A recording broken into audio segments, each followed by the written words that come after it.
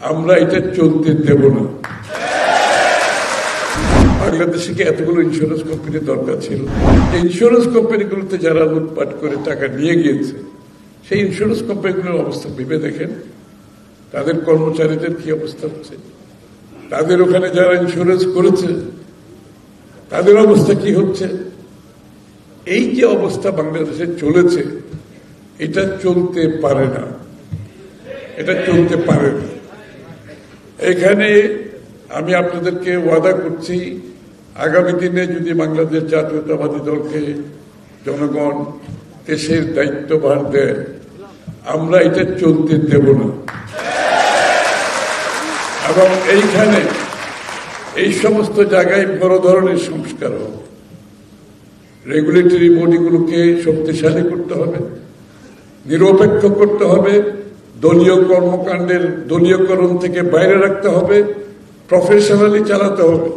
এটার সাথে বাংলাদেশের অর্থনীতি জড়িত, জনগণের স্বার্থ জড়িত, শেয়ার হোল্ডারের স্বার্থ জড়িত, কর্মচারীদের স্বার্থ জড়িত, বিনিয়োগকারীদের স্বার্থ জড়িত। আমাদেরকে এগুলো মাথায় রাখতে হবে।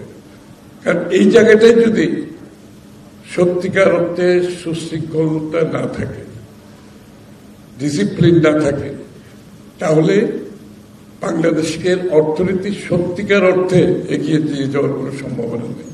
একটা ভঙ্গুর অর্থনীতিকে আপনি দেখাতে পারেন, উইন্ডো ড্রেসিং করে দেখাতে পারবেন, কিন্তু এটার ফাউন্ডেশন এত দুর্বল হবে, এই ফাউন্ডেশনের উপরে বাংলাদেশের অর্থনীতি গড়ে উঠবে না।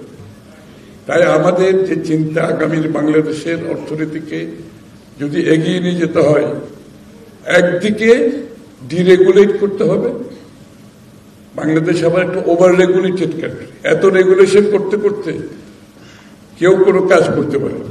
আবার অন্যদিকে জনগণের স্বার্থ সংরক্ষণে আপনাকে যারা ওয়াচডগ বডি আছে তাদেরকেও সততার মাধ্যমে, প্রফেশনালিজমের মাধ্যমে চালাতে হবে।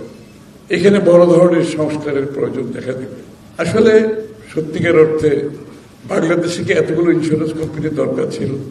এই যে ইন্স্যুরেন্স কোম্পানিগুলো দলীয় বিবেচনায় দেওয়া হয়েছে, দলীয় বিবেচনায় ওই দলের লোকজনকে দিতে হবে, এই জন্য কি ইন্স্যুরেন্স কোম্পানি দিতে হবে? এই জন্য কি ব্যাংক দিতে হবে? ব্যাংকিং সেক্টরে একই অবস্থা, ব্যাংকের পর ব্যাংকের পর ব্যাংক দিয়ে গেছে। তৎকালীন ফাইন্যান্স মিনিস্টার নিজেই স্বীকার করেছে, আমাকে এটা দলীয় বিবেচনায় দিতে হচ্ছে। আপনি চিন্তা করেন, একটা দেশের অর্থনৈতিক কর্মকাণ্ডে যেখানে সমস্ত দেশের আপনার উন্নয়ন জড়িত, অর্থনৈতিক উন্নয়ন জড়িত, সেখানে যদি আপনি দলীয় বিবেচনায় এইসব কাজ করেন, তাহলে সেই অর্থনীতি তো টিকে থাকতে পারে না, যেটা আজকে আমরা দেখতে পাচ্ছি। ব্যাংকিং সেক্টরে দেখেন, ইন্স্যুরেন্স সেক্টরে অনেককে দেখেন।